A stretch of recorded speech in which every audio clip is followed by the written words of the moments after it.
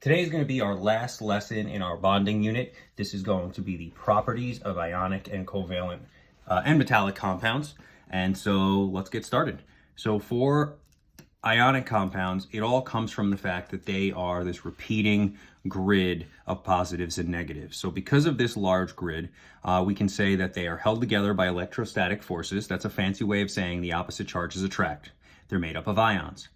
If you wanted to separate these and make them melt or boil, it would take a lot of energy because each positive is attracted to, it's not just 1, 2, 3, 4 negatives. There's actually a negative going into the page because remember, these are three-dimensional. So there's the negative above it and the negative below it. So every positive is surrounded by 6 negatives and every negative is surrounded by 6 positives for the most rudimentary grid. And therefore, these are going to have very high melting points and boiling points because trying to get these molecules or these ions to want to separate from each other is going to take a lot of effort. They are good conductors of hot and cold because if you think about heat is just molecular motion. If you think about that desk toy that, we've definitely seen before, it kind of looks like this. I think it's called a Newton's Cradle. There's there's a bunch of metal balls and they're kind of hanging, right? It kind of looks like that thing, right?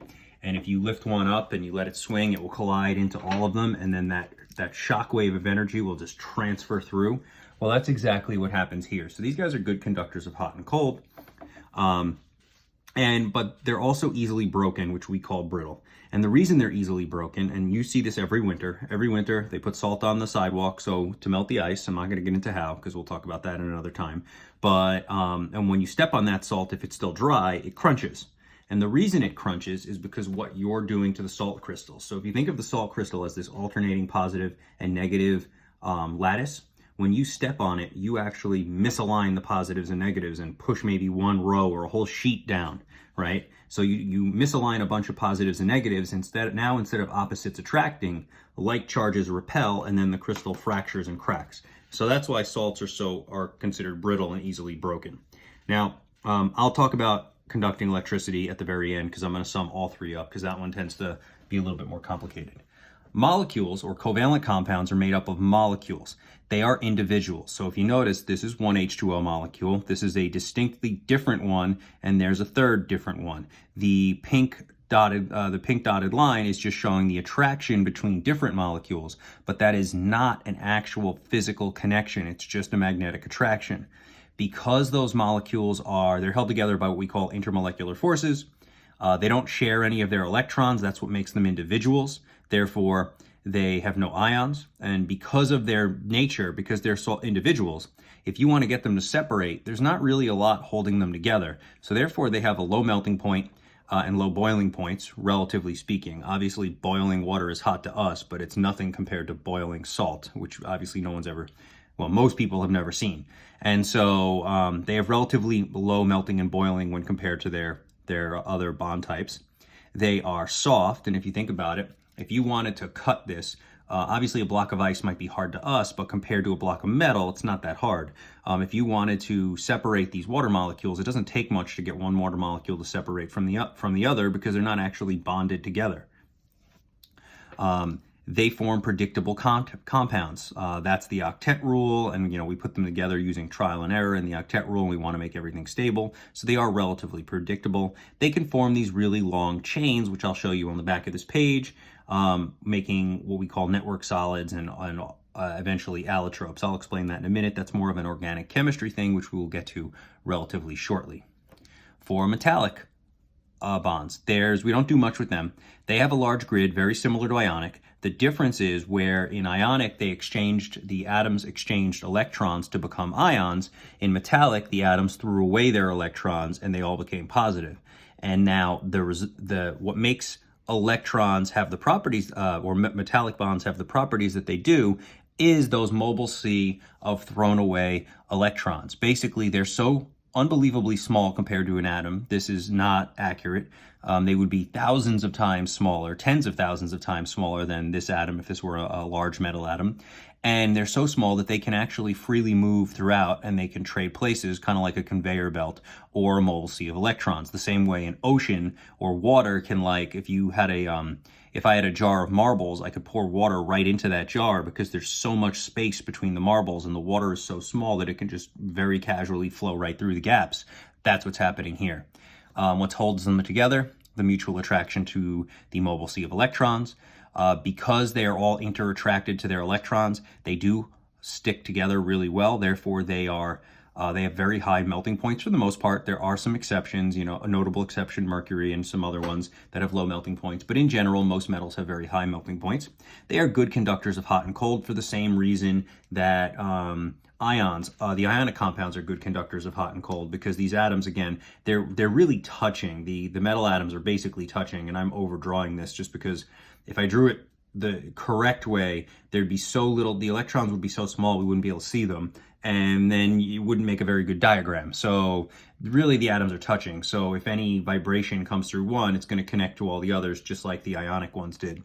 They are malleable. What that means is they can be hammered or rolled into sheets. So the reason you can bend a metal, or the reason we can make aluminum foil out of aluminum, but we couldn't make it out of wood. We couldn't flatten wood till it became a foil, and we couldn't flatten a salt until it became a foil. They would just shatter or break, is because if you were to try to, let's say you were to try to do this over here and knock these metal atoms around because you hit them with a hammer. That's what malleable means, right? An old word. A mallet is an old word for a hammer. So if you were to hit them with a hammer and you misalign the atoms, what's going to happen is the electrons are just going to move into the new middle. So every time you hit the atoms and misalign them, the electrons are very rapidly, instantaneously, just going to move to into the gaps and fill in the space. And you're never going to get positive and positive repelling, because you can't possibly move the atoms enough or fast enough to make that happen. So metals can bend.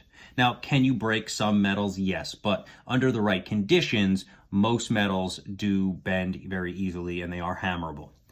Ductile means you can be pulled into a wire, so you can make metal into metal wire for the same exact reason as metals being malleable. I'm not going to re-explain it. Metals are shiny. So metals are one of the only, there are some other things that are shiny, but metals make good mirrors, right? And so the reason metals can be a mirror is because if you remember from the excited state and ground state of an atom, if you remember that lesson, the atoms in the orbitals, so if here's my atom, right, and here's my orbital, the atoms, the electrons could only absorb energy and jump up in orbital and come back down. So they could only absorb very specific amounts of energy. Well, these electrons that are thrown away are not in an orbital. They can absorb any amount of energy they want, and then they will give back the exact same amount of energy in the exact same way that they got it in, because they're not bound to an atom. This only happens because the electron is in orbitals. These electrons are not in orbitals, so they can do whatever they want. There's no rules for them. And that's why when you look at a mirror, the photons that are bouncing off your body can go into the mirror, get absorbed by the metal surface on the mirror, and then be re-emitted right back to you so that you can see it. And the reason it looks exactly the same is because they absorb and release the exact same amount of energy every time, because they are not in orbitals. Last but not least, why do they conduct electricity? So there are two things you need in order to be able to conduct electricity. There are two requirements. You need mobility and ions. So you need to have ions. And if you don't have ions, then too bad, you don't conduct.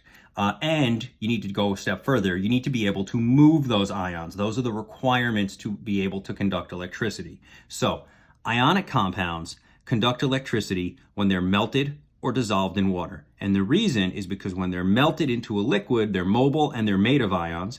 And when they're dissolved in water, they literally go into the water, and now they're mobile and they are made of ions. So they meet those charges. When an ionic compound is a solid, it does not conduct electricity, and the reason is simple. It is made of ions, so yeah, that's always a check for ionic compounds. But when it's in the solid form, the ions are not free to move around, and therefore, if you can't move your ions, you can't conduct electricity. You need both of those things have to be met.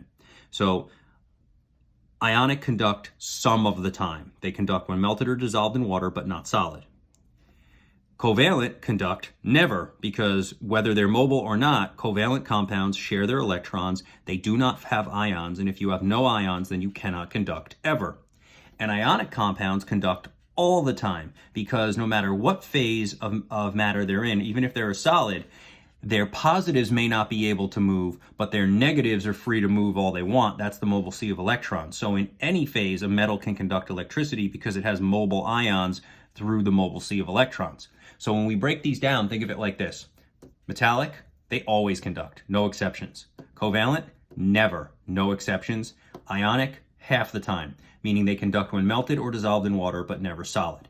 Now, some people may be asking, well, dissolving the ionic compound in water is putting it in a covalent compound. Yes, but that's not the covalent compound that's doing the conducting. The covalent compound is just giving it the mobility that it needs to conduct. It's not, the covalent's not actually conducting. Like, a lot of people don't realize this. If you were to stand in pure, distilled, unionized water, and then someone were to, plug an electric cord into the wall and throw it in the water, you're not going to get electrocuted. Now, don't try it at home, because your water at home has ions in it. No matter what water it is, whether it be from the tap or even from the store, there is enough ions there to conduct electricity. I'm talking about actual distilled water that is pure H2O and has no ions in it. That technically will not conduct. But again, like all things technical, the act of you standing in the water means you're going to have some salt on your skin, and that salt's going to dissolve. And so even if you tried it, you're going to be the source of even a small amount of ions. So it's never going to work. In theory, it works, but in practice, it doesn't really work. Let's go to the back, and we'll talk about our covalent compounds. Actually, I'm going to put that on another video.